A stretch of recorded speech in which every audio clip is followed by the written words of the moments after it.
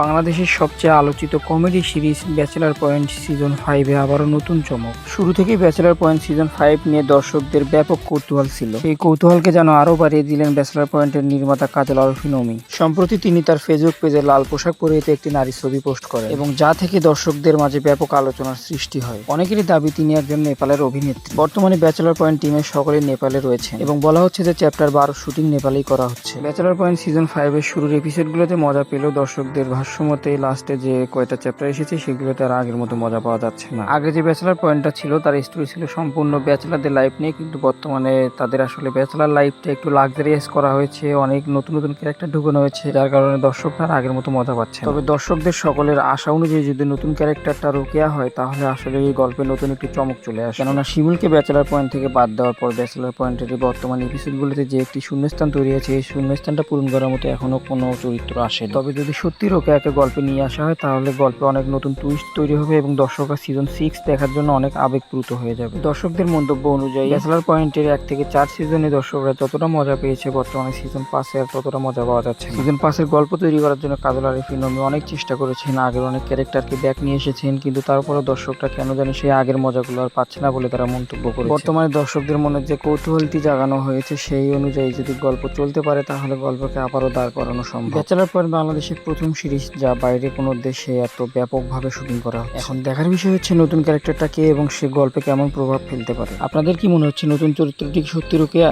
নাকি নতুন কোনো চরিত্র হিসেবে তাকে গল্পে আনা হবে? সেটি অবশ্যই আমাদেরকে কমেন্টে জানাবেন।